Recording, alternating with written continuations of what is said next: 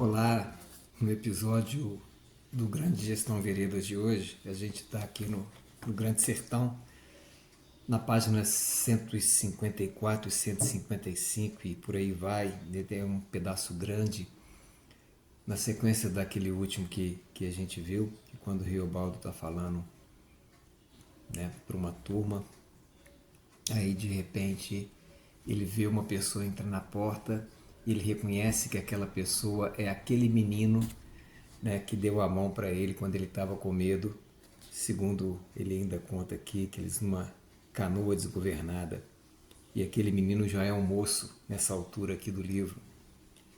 E tem duas frases aqui, né, foi aquele menino que ele se afeiçoou pela coragem daquele menino. Então deixa eu ler duas partes aqui para a gente fazer esse conjunto. É importante isso aqui. O menino me deu a mão.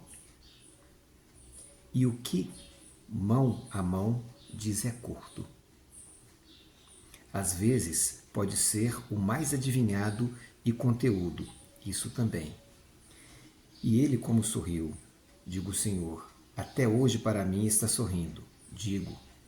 Ele se chamava o Reinaldo. Essa é uma parte. A outra ele fala do que despertou a afeição dele, né, por esse menino que ele queria tanto por perto e que desde então, quando ele fala que lhe deu a mão. E o que mão a mão não diz é curto. Ou seja, mão a mão diz quase tudo, né? Quando você se aproxima das pessoas, isso diz quase tudo. Ele descreve isso como uma condição de amor. E ele diz assim, deixa eu achar do lado de cá. Ele descreve esse tipo de amor e diz assim: amor desse cresce primeiro, brota é depois. A intensidade dessas coisas, quando a gente se afeiçoa pelas pessoas, quando a gente as quer bem, quando a gente se apaixona, né? Quando a gente se traduz e não se percebe mais sem a presença do outro, é o que acontece aqui nessa circunstância dentro do livro, mais ou menos nessa parte. Esse é o menino, né, que ele fala, o menino do Porto, o Reinaldo. E isso é tão interessante porque mostra, né, como que a gente pode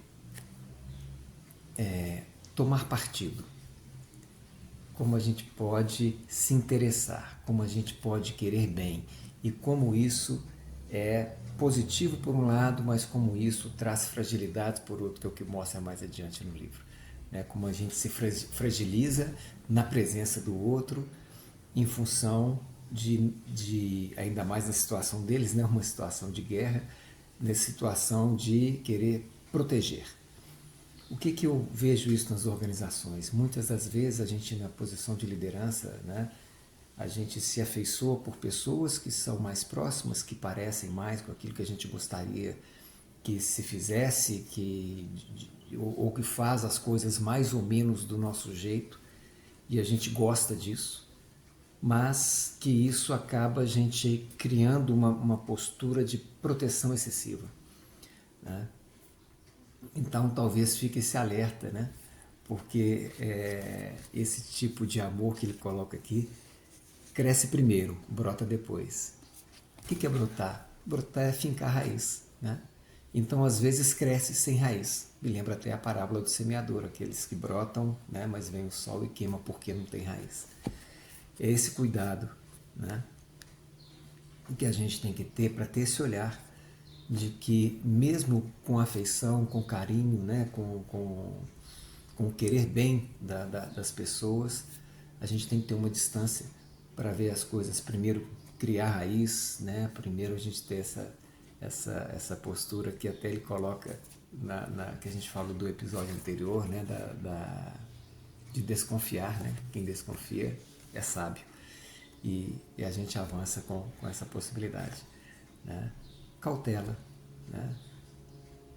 Cuidado, caldo de galinha, paciência, tolerância, dar a volta cautelosa, como a gente também comentou no episódio passado, faz parte da gente não se ver desmontado a partir de uma coisa que primeiro cresce e depois brota. Agora um brinde, um cafezinho, aquele amor que tem raiz, aquele amor, como dizia vovó, né? Que tem substância